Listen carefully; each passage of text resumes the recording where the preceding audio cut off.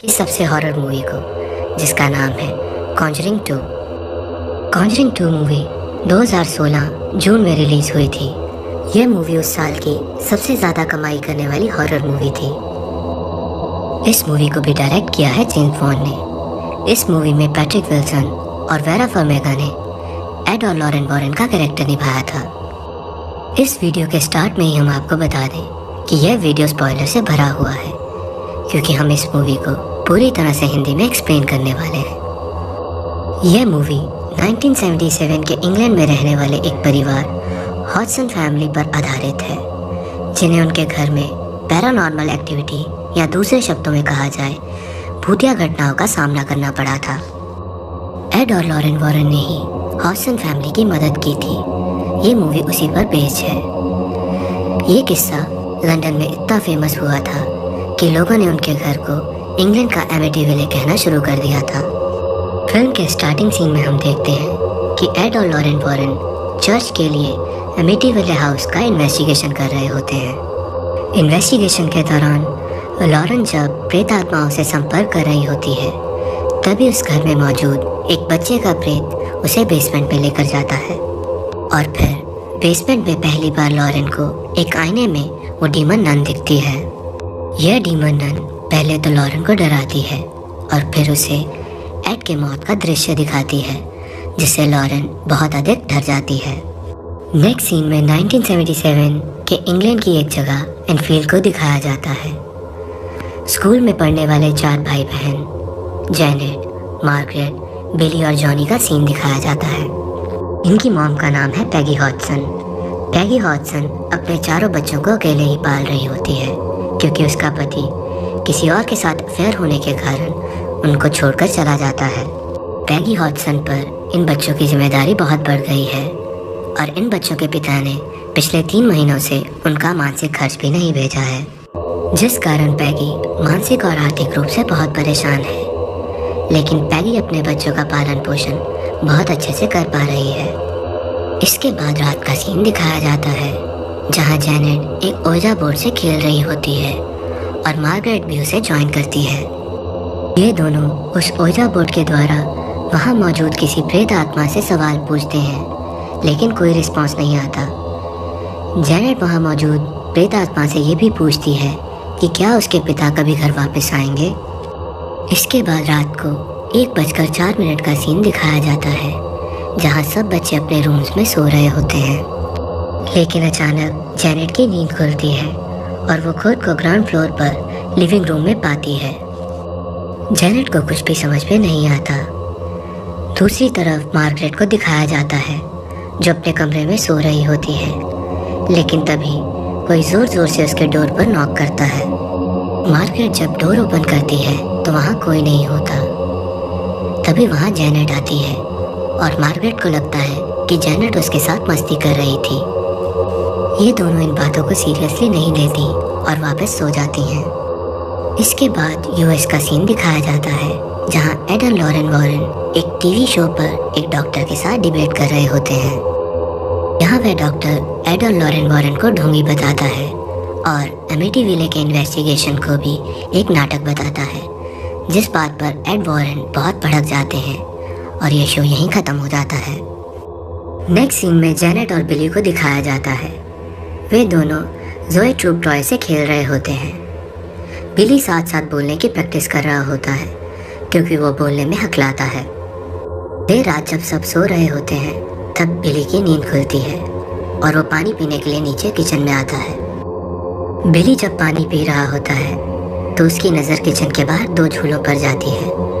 उनमें से एक झूला इस तरह मूव हो रहा होता है जैसे उस पर कोई बैठा हो। दूसरी ओर जेनेट एक अंधेरे कोने की तरफ किसी से बात कर रही होती है, जिससे मार्गरेट की नींद खुल जाती है। जेनेट उस अंधेरे कोने की तरफ देखकर बोल रही होती है, हमारे घर को छोड़ दो, तुम कौन हो, और बिली को अकेला छोड़ दो। फिर वह भारी आवाज़ में बोलती है, तुम सब मर जाओगे, बिली भी मरेगा। मार्गरेट जेनेट को वापस बुलाकर सुला देती है और खुद भी सो जाती है। फिर जेनेट मार्गरेट के बेड के पास आकर चिल्लाकर बोलती है, बिली से दूर रहो, हमें अकेला छोड़ दो। तभी मार्गरेट जेनेट को डांटती है और फिर उस अंधेरे कोने से एक बूढ़े आदमी की आवाज़ आती है। वो आवाज़ कहती है, मेरे घर को छोड़ दो, यहाँ से चले जाओ। मार्गरेट इस बात से डर जाती है और तभी लाइट ऑन करती है, लेकिन वहाँ कोई भी नहीं होता। बिली जब पानी पीकर ऊपर जा रहा होता है, तब लिविंग रूम में रखे एक सोफे पर एक बूढ़ा आदमी बैठा होता है। कमरे की ओर आते हुए बिली के पैर से एक टॉय टकराता है और वह लात मारकर उसे प्लेइंग टेंट के अंदर भेज देता है। लेकिन जैसे ही बिली अपने रूम में आता है, उस टेंट में से आवाज़ आती है। बिली जैसे ही अपने बेड पर सोता है, वह टॉय चलकर बिली के रूम के बाहर आ जाती है। बिली उस टॉय को उठाकर टेंट के अंदर भेज देता है, लेकिन उसे कोई वापस बाहर भेज देता है। इस घटना से बिली बहुत डर जाता है और अपनी मॉम के पास जाता है और अपनी मॉम को जाकर बोलता है कि टेंट के अंदर कोई है। पैगी जब टेंट चेक करती है तो वहाँ अंदर कोई भी नहीं होता, लेकिन तभी पैगी को नीचे से कोई आवाज़ आती है। जब पैगी नीचे आती है तो उसे जेनेट सोफे पर मिलती है। जेनेट पैगी को बताती है कि शायद वो नींद में चलते चलते वहाँ आ गई। जेनेट की बॉडी तप रही होती है, इसलिए पैगी उसे बोलती है कि तुम्हारी तबीयत ठीक नहीं है, इसलिए कल तुम स्कूल नहीं जाना। अगले दिन जेनेट घर में अकेली होती है और टीवी देख रही होती है। तभी अचानक से टीवी के चैनल्स चेंज होने लगते हैं। जेनेट अपने पसंद का चैनल लगाकर रिमोट अपने पास रख लेती है, लेकिन चैनल अपने आप फिर चेंज होने लगते हैं। जब जेनेट रिमोट ढूंढती है, उसे वह रिमोट कहीं भी नहीं मिलती, लेकिन तभी जेनेट को पैगी का कॉल आता है। अपनी मॉम से बात करते हुए जेनेट देखती है कि रिमोट अपने आप दूसरे सोफे पर आ गई है। जेनेट थोड़ा डर जाती है और रिमोट उठा लेती है। वह फिर से टीवी देखने लगती है, लेकिन चैनल एक बार फिर से खराब होने लगते हैं। जेनेट जब टीवी के सिग्नल को कनेक्ट कर रही होती है, तभी उसे टीवी के अंदर रिमोट हाथ में पकड़े एक बूढ़ा आदमी सोफे पर बैठा दिखता है। जेनेट जब मुड़कर देखती है तो वो आदमी वहाँ नहीं होता और रिमोट अपने आप ज़मीन पर गिर जाता है। जेनेट इस बात से बहुत घबरा जाती है, लेकिन तभी वह बूढ़ा आदमी जेनेट के कान में चिल्लाकर बोलता है, ये मेरा घर है, इसे छोड़कर चले जाओ। जेनेट इस बात से बहुत अधिक डर जाती है। नेक्स्ट सीन में एड और लॉरेन वॉरेन को दिखाया जाता है। एड एक पेंटिंग बना रहे होते हैं। जब लॉरेन उस पेंटिंग को देखती है तो वो समझ जाती है कि ये डीमन नन है जिसे उसने अमिटीविले में देखा था। एड लॉरेन को बताता है कि कल रात उसने एक बहुत अजीब सपना देखा था और तभी से ये डीमन नन उसके दिमाग में चल रही है, इसीलिए उसने ये तस्वीर बनाई। लॉरेन ये सुनकर बहुत घबरा जाती है और वो एड से बोलती है कि अभी कुछ समय तक वे दोनों पैरानॉर्मल केसेस नहीं लेंगे। नेक्स्ट सीन में रात का सीन दिखाया जाता है। जब जेनेट सोने जा रही होती है तो अपने आप को पलंग से बांध लेती है ताकि वह नींद में चलकर कहीं जा ना पाए। रात को सोते समय जेनेट को कोई उसके पलंग से नीचे फेंक देता है, जिससे जेनेट की नींद खुल जाती है और तभी जेनेट को उसके डोर पर एक नॉक सुनाई देती है। जेनेट डरी हुई अपने कमरे से बाहर आती है और नीचे सोफे को देखती है जो अपने आप हिलने लगता है।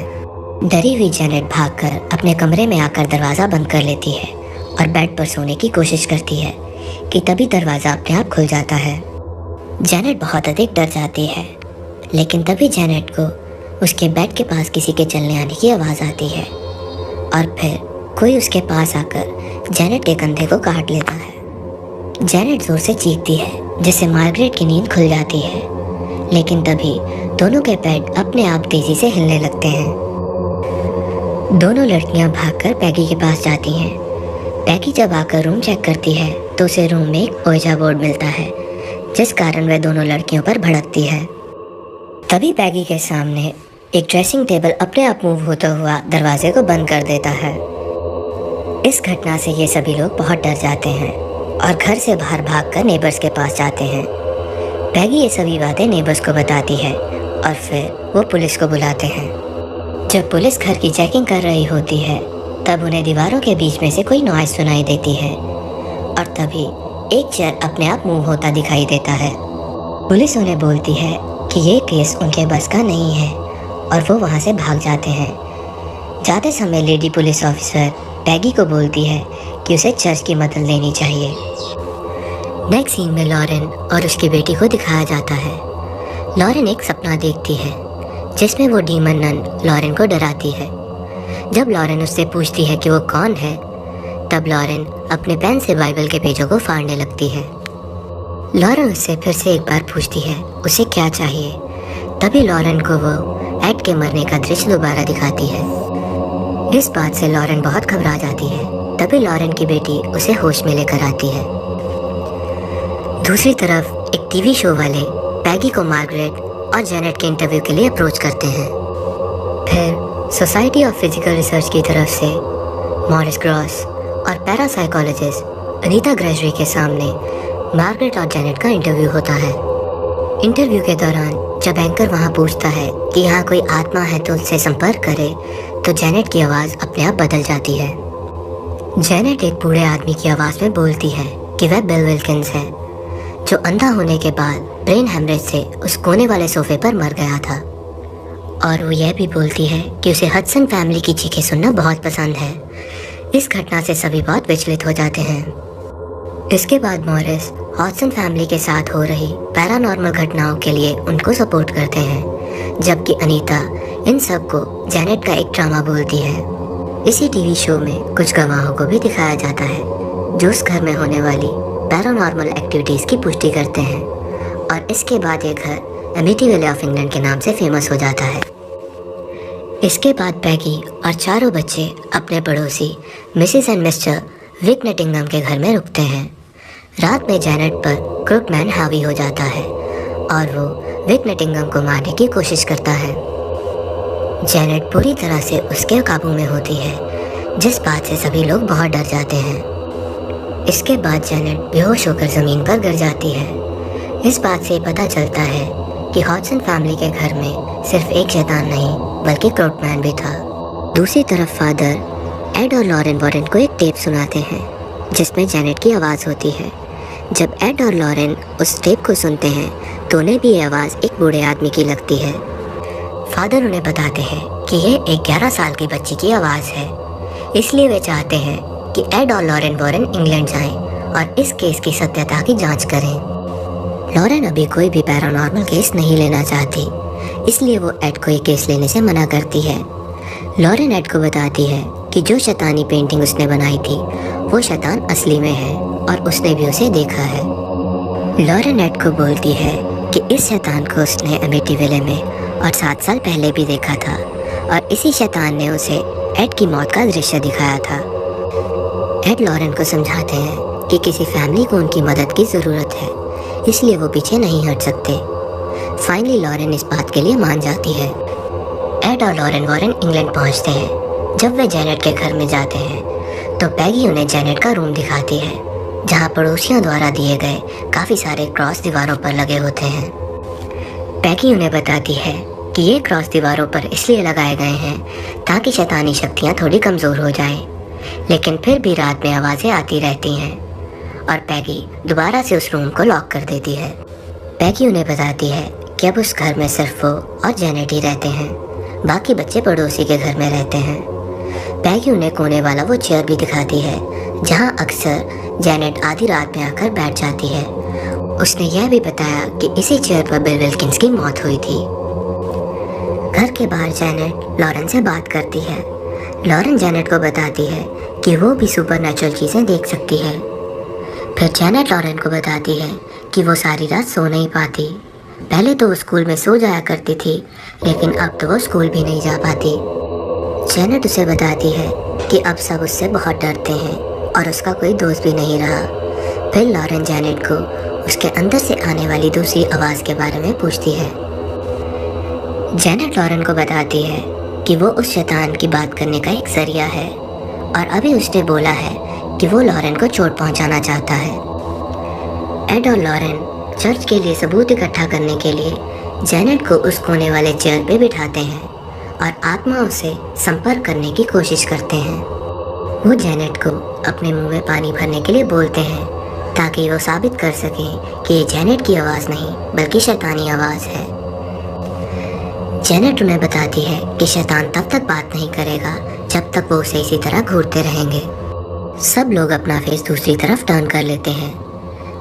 फिर जब एड उससे सवाल पूछता है तो आत्मा उस सवाल का जवाब देती है। आत्मा एड को बताती है कि यह उसका घर है और वो अपने परिवार से मिलने आया है। जब एड उस आत्मा को क्रॉस दिखाते हैं तो वो डर जाती है और चिल्लाने लगती है, मुझे जाने दो, मुझे बचाओ। तभी जैनेट अपने आप में नॉर्मल हो जाती है। तभी जैनेट अपने मुंह में रखे पानी को निकाल देती है। लॉरेन एड को बताती है कि वो इन चीज़ों पर बिलीव करना चाहती है, पर अभी तक उसे किसी भी सुपरनैचुरल चीज़ का एहसास नहीं हुआ है। नेक्स्ट सीन में जब आधी रात को जैनेट की नींद खुलती है तो वो अपने आप को नीचे के लिविंग रूम की सीलिंग पर उल्टा पाती है और कोने वाली चेयर पर बिल विल्किंस का प्रेत बैठा होता है। तभी वो प्रेत जैनेट को ऊपर खींच लेता है और जैनेट अपने रूम में पहुंच जाती है। रूम में लगे सारे क्रॉस उल्टे होने लगते हैं। वह प्रेत जैनेट पर हमला कर उसे डराता है। जैनेट की चीख से पैगी की नींद खुलती है और वो उस रूम में उस प्रेत को देख पाती है। तभी एड और लॉरेन वॉरेन भी वहां पहुंचते हैं। एड और लॉरेन वॉरेन उस रूम का लॉक खोलकर अंदर जाते हैं और जैनेट को बचाते हैं। हालांकि वो प्रेत उन्हें नहीं दिखता, पर लॉरेन हिलते हुए क्रॉस को देख पाती है। एड और लॉरेन वॉरेन हॉडसन फैमिली की बातों पर विश्वास करते हैं, लेकिन उन्होंने उस प्रेत को नहीं देखा, इसलिए वो घर में कैमरा और बाकी सारे इक्विपमेंट्स लगाते हैं ताकि वो सुपरनैचुरल एक्टिविटीज़ को रिकॉर्ड कर सकें। नेक्स्ट सीन में एड पैगी की मदद करने के लिए बेसमेंट में जाते हैं ताकि वो उनकी बिगड़ी हुई वॉशिंग मशीन को ठीक कर सकें और फिर वो वाटर पाइप को ठीक करते हैं। तभी पैगी को एक छाया दिखती है जो एड की तरफ बढ़ रही होती है। पैगी एड को इसके बारे में बताती है। एड जब टर्न करते हैं तब वहाँ कोई भी नहीं होता। तभी विल्किंस का प्रेत पैगी पर अटैक करता है और उसके हाथ पर दांतों से काट देता है। दूसरी तरफ जैनेट को किचन में प्रेत दिखता है और जॉनी उसका सामना करने के लिए किचन में जाता है। जैनेट भी वहाँ पहुँच जाती है। फिर बच्चों और जॉनी की चीखें सुनकर सभी वहाँ पहुँचते हैं। फिर कोई अचानक घर का सामान इधर उधर फेंकने लगता है। इसमें टेबल्स भी होते हैं और फिर किचन का डोर अपने आप लॉक हो जाता है। एड डोर का लॉक तोड़कर जॉनी को बचाते हैं और फिर सभी लोग जैनेट को ढूंढते हैं। जैनेट उन्हें एक छोटे से कबर्ड में मिलती है। उस पर शैतान काफ़ी हावी हो चुका होता है। नेक्स्ट सीन में अनीता ग्रेगरी सबको एक वीडियो दिखाती है जिसमें जैनेट घर का सामान उठाकर फेंक रही होती है और इस तरह अनीता जैनेट एक ड्रामा कर रही है इस बात का प्रूफ लाती है। अनीता पैगी पर भी झूठा ड्रामा करने का आरोप लगाती है, जिससे पैगी भड़क जाती है और उन सब लोगों को उसके घर से चले जाने के लिए बोलती है। एड और लॉरेन वॉरेन सभी लोग वहाँ से चले जाते हैं। सिर्फ मॉरिस और उनके पड़ोसी ही पैगी पर विश्वास करते हैं। दूसरी तरफ मैग्रेट और जॉनी जब जैनेट से पूछते हैं कि उसने ऐसा क्यों किया, तो जैनेट उन्हें बताती है कि उस आत्मा ने उसे ऐसा करने को कहा था और यदि वो ऐसा नहीं करती तो वो जॉनी को मार देता। एड और लॉरेन को इन बातों पर विश्वास नहीं हो रहा होता, लेकिन उन्हें यह समझ में नहीं आता कि यदि जैनेट ने ड्रामा ही करना था तो उसने उस रूम में क्यों किया जहाँ कैमरा लगे हुए थे। एड को तभी जुटाए गए सबूतों में से कुछ रिकलेक्ट होता है। जब वो बूढ़ा आदमी जैनेट पर हावी हुआ था उस टाइम का ऑडियो प्ले करते हैं।